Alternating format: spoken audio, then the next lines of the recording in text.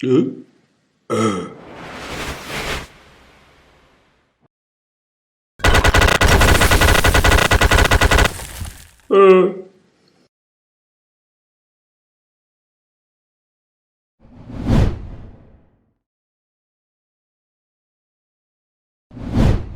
వీడియోలో మనం స్టేటివ్ verb and action verb గురించి తెలుసుకోబోతున్నాం. ఒక వెర్బ్ యొక్క ఫిజికల్ యాక్షన్ బట్టి 2 రకాల వెర్బ్స్గా డివైడ్ చేశాము. ఫిజికల్ యాక్షన్ ఉంటే వాటిని యాక్షన్ వెర్బ్స్ అని, ఫిజికల్ యాక్షన్ లేకుండా మెంటల్ యాక్షన్ మాత్రమే ఉంటే వాటిని స్టేటివ్ వెర్బ్స్ లేదా స్టేట్ వెర్బ్స్ అని అంటాము. ఈ యాక్షన్ వెర్బ్స్ని డైనమిక్ వెర్బ్స్ అని కూడా అంటాము. యాక్షన్ వెర్బ్స్ అంటే ఫిజికల్ యాక్షన్ ఉండాలి. Example eat, go, play, drink, type, sleep, read, hit, run, chase, write, dance, swim. వీటన్నిటిలో కూడా ఫిజికల్ యాక్షన్ ఉంటుంది. ఇలాంటి వెబ్స్ అన్నింటిలో ఫిజికల్ యాక్షన్ అనేది కనబడుతుంది. అలాంటి వెబ్స్ అన్నీ కూడా యాక్షన్ వెబ్స్ అవుతాయి. Ravi is reading the books. ఈ సెంటెన్స్లో మనకి ఇక్కడ ఫిజికల్ యాక్షన్ కనబడుతుంది కాబట్టి ఈ రీడింగ్ అనేది ఇక్కడ యాక్షన్ వెర్బ్ అవుతుంది. He plays the cricket every Sunday. ఇక్కడ ప్లే అనేది ఆడటం అనేది ఫిజికల్ యాక్షనే కాబట్టి ఇది యాక్షన్ వెర్బ్. కాబట్టి ఇక్కడ యాక్షన్ వెర్బ్లో తప్పనిసరిగా ఫిజికల్ యాక్షన్ అనేది కనబడుతుంది. స్టేటివ్ వెర్బ్స్ మెంటల్ యాక్షన్. స్టేటివ్ వెర్బ్స్ అంటే ఫిజికల్ యాక్షన్ కనబడదు, ఓన్లీ మెంటల్ యాక్షన్ మాత్రమే కనబడుతుంది. అంటే ఫిజికల్గా యాక్టివిటీ జరగదు, అక్కడ మెంటల్గా మాత్రమే యాక్షన్ జరుగుతుంది. అటువంటి వెర్బ్స్ని స్టేటివ్ వెర్బ్స్ అంటారు.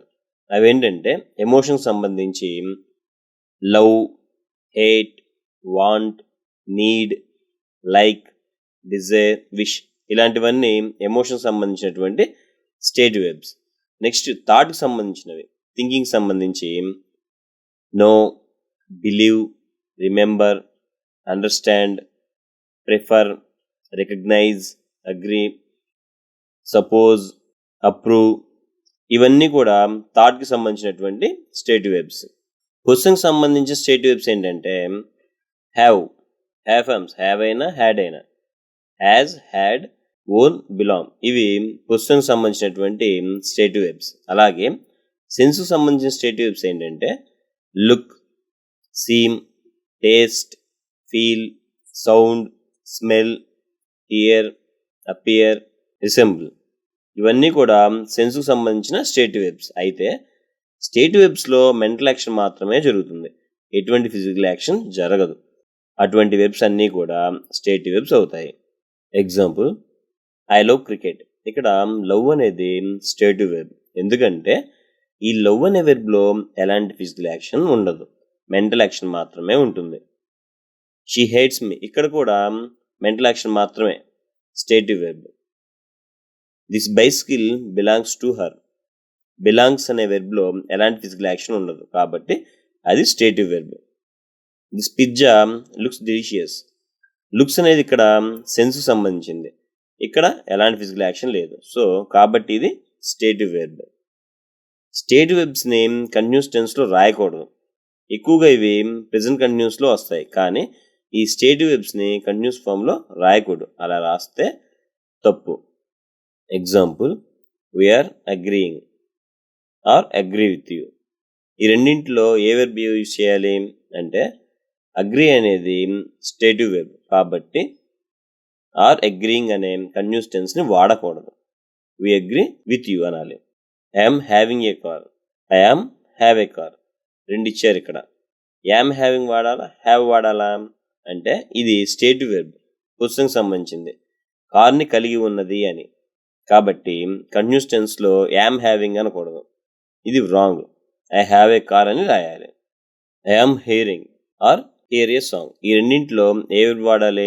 ఇక్కడ హియర్ అనేది స్టేటివ్ వెర్బ్, సెన్స్కి సంబంధించిన మీనింగ్లో వాడాము కాబట్టి యామ్ హియరింగ్ అనకూడదు, ఐ హియర్ ఏ సాంగ్ అనాలి. They are needing or need some help. ఇక్కడ నీడ్ అనేది స్టేటివ్ వెర్బ్ కాబట్టి కంటిన్యూస్ టెన్స్లో రాయకూడదు, నీడే రావాలి. They need some help. Success is depending or depends on hard work. Is depending అనాలా, డిపెండ్స్ అనాలా అంటే డిపెండ్ అనేది ఫిజికల్ యాక్షన్ లేనటువంటి వెర్బ్, అండ్ స్టేటివ్ వెర్బ్ కాబట్టి కంటిన్యూస్ టెన్స్లో వాడకూడదు. డిపెండ్స్ అనాలి. Success depends on hard work. This book is belonging or belongs to her. ఇక్కడ బిలాంగ్ అనేది స్టేటివ్ వెర్బ్, ఎటువంటి ఫిజికల్ యాక్షన్ లేనిది కాబట్టి దీన్ని కంటిన్యూస్ టెన్స్లో వాడకూడదు. బిలాంగ్స్నే వాడాలి. This book belongs to her. ఇప్పుడు స్టేటివ్ వెర్బ్స్ని కంటిన్యూస్ టెన్స్లో ఇచ్చినప్పుడు కంటిన్యూస్ తీసి రాయాలి. అది ఎలాగో ఇప్పుడు చూద్దాం. Example, he is loving her. ఇక్కడ లవ్ని కంటిన్యూస్ టెన్స్లో రాయకూడదు, స్టేటివ్ వెర్బ్ కాబట్టి. ఇక్కడ ఇది ఇంగ్ ఫామ్లో రాయకూడదు.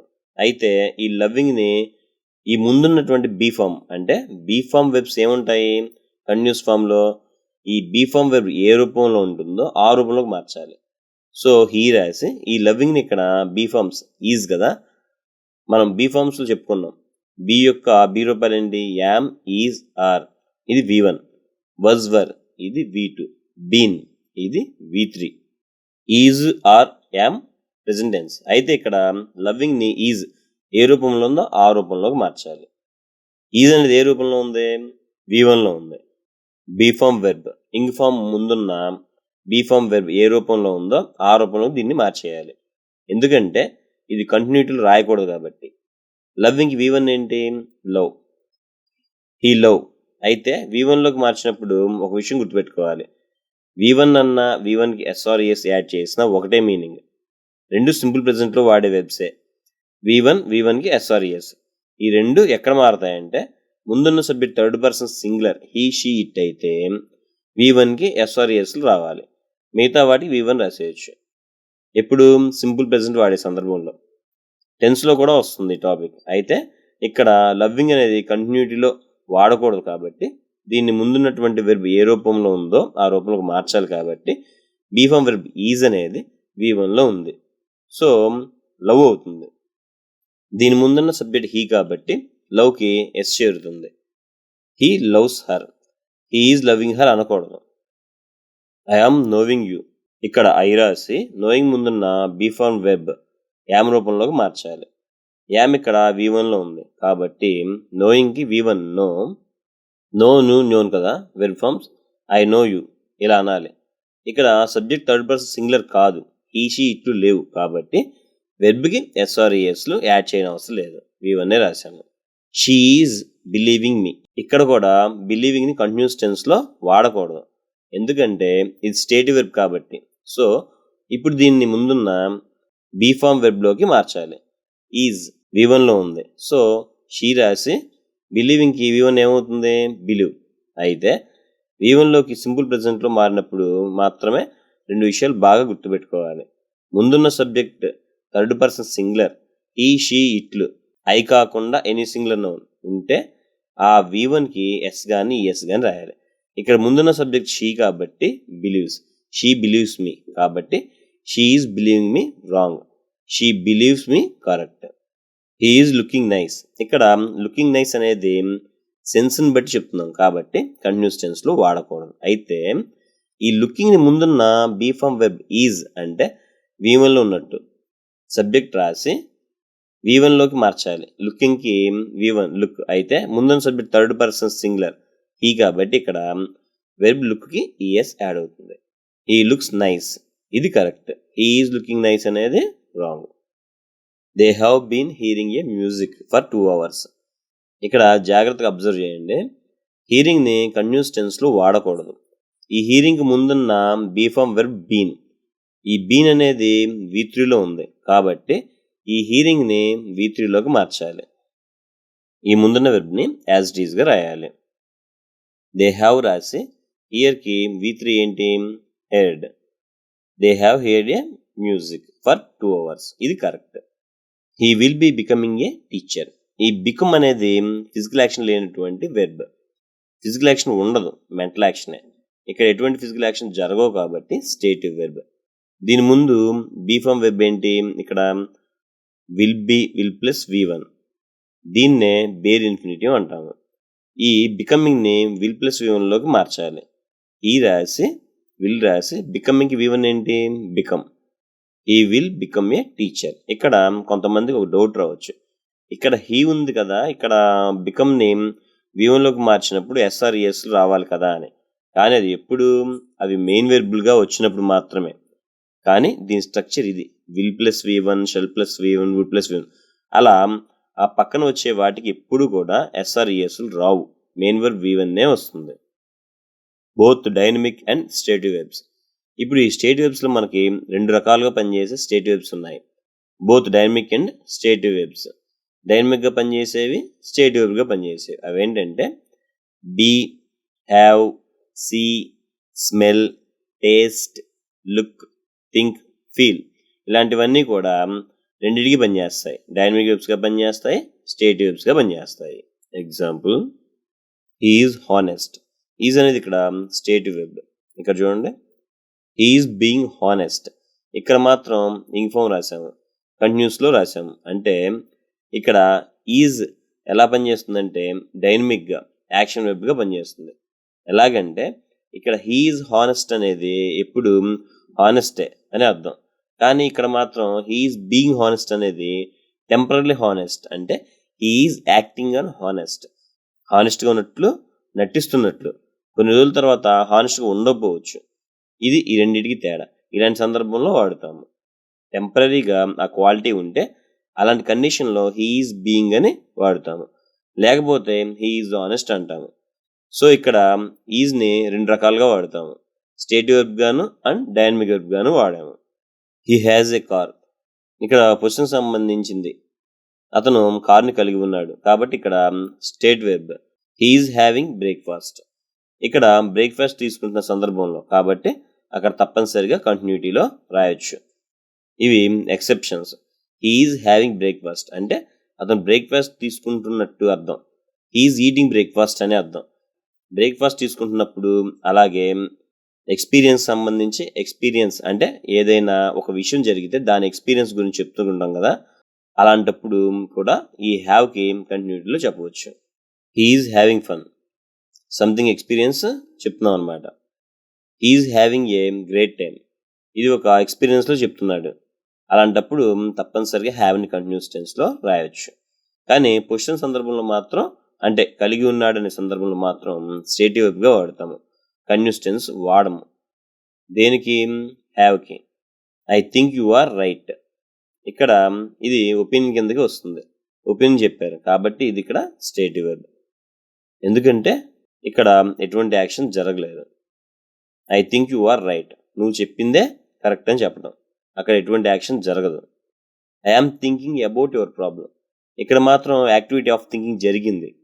థింకింగ్ సంబంధించిన యాక్టివిటీ జరిగింది, మీ సమస్య కోసం ఆలోచిస్తున్నాను అని. కాబట్టి ఇక్కడ మాత్రం డైనమిక్ వెర్బ్గా పనిచేసింది. అంటే I am thinking about something, ఏదో ఒకటి. థింక్ అనేది ఒపీనియన్ సిచ్యువేషన్లో చెప్పినప్పుడు స్టేటివ్ వెర్బ్గా పనిచేస్తుంది. అలాంటి సందర్భంలో కంటిన్యూస్ టెన్స్లో వాడకూడదు. I think you are right అంతే. I'm thinking you are right అనకూడదు. కానీ I'm thinking about your problem. I'm thinking అని ఎప్పుడు వాడతామంటే సంథింగ్, దేని గురించో ఒక దాని గురించో ఆలోచిస్తున్నప్పుడు, అక్కడ యాక్టివిటీ జరిగినట్టు, ఆ సందర్భంలో డైనమిక్ వెర్బ్గా పనిచేస్తుంది. అంటే యాక్షన్ వెర్బ్గా పనిచేస్తుంది. దిస్ పిజ్జా టేస్ట్ డిలిషియస్ అంటే ఈ పిజ్జా టేస్ట్ చాలా బాగుంది అర్థం. ఇది సెన్స్కి సంబంధించింది. సెన్స్కి సంబంధించి మన ఫీల్ని చెప్తున్న సందర్భం కాబట్టి ఇక్కడ స్టేటివ్ వెర్బ్గా ఉంటుంది.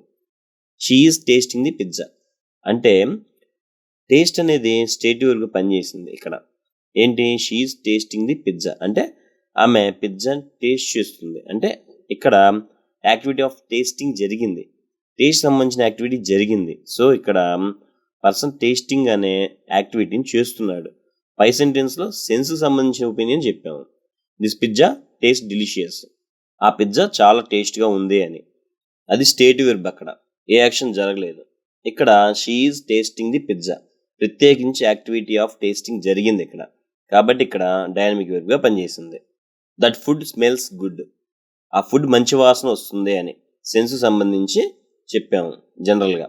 So స్టేటివ్ verb. కానీ ఐఎమ్ స్మెల్లింగ్ ది ఫుడ్, నేను ఆ ఫుడ్ వాసన చూస్తున్నాను అంటే స్మెల్కి సంబంధించి యాక్టివిటీ జరిగింది కాబట్టి ఇక్కడ డైనమిక్ వెర్బ్గా పనిచేసింది. ఇక్కడ అక్కడ ఫుడ్ ఎలా ఉందో చెప్పాం జనరల్గా సెన్స్ సంబంధించి, కానీ ఒక పర్సన్ ప్రత్యేకించి దాన్ని యాక్టివిటీ చేస్తున్నాడు. I'm smelling the food, food యొక్క వాసన నేను చూస్తున్నాను ప్రత్యేకించి అని చెప్పారు. కాబట్టి ఇక్కడ డైనమిక్ వెబ్గా పనిచేసింది. స్మెల్ అక్కడ స్టేటివ్ వెబ్గా పనిచేసింది. కాబట్టి ఈ విధంగా 2 రకాలుగా పనిచేసే వెబ్స్ ఏంటంటే, మళ్ళీ ఒకసారి చెప్తున్నాను, గుర్తుంచుకోండి. Be, have, see, smell, taste, look, think, feel ఇలాంటివి 2 రకాలు కూడా పనిచేస్తాయి. ఈ స్టేటివ్ వెబ్స్ మీద కొన్ని బిట్స్ చూద్దాం. Kishore is not understanding the lesson. Kishore doesn't understanding the lesson. Kishore was not understanding the lesson. Kishore is not understanding lesson. ఇక్కడ అబ్జర్వ్ చేస్తే అండర్స్టాండ్ అనేది స్టేటివ్ web. Kishore is understanding the lesson ఇది కంటిన్యూటీ రాశారు కాబట్టి ఇది ఆన్సర్ అవ్వదు, రాంగ్ ఆన్సర్.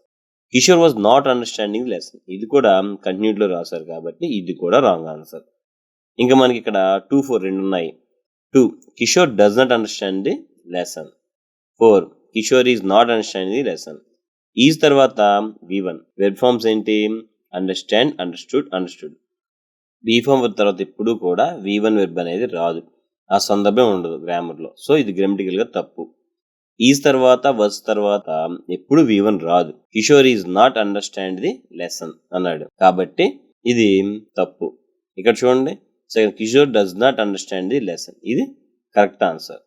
సో కంటిన్యూటీలో రాయకూడదు స్టేటివ్ వెబ్ ని అని చెప్పి ఆ కాన్సెప్ట్ లో ఇక్కడ ఇచ్చిన కరెక్షన్ ఆఫ్ ది సెంటెన్స్ ఇది. నెక్స్ట్ వీడియోలో హ్యావ్, హ్యాజ్ అండ్ హ్యాడ్ ని ఎప్పుడు, ఎక్కడ, ఎలాంటి సందర్భాలు యూజ్ చేయాలో తెలుసుకుందాం.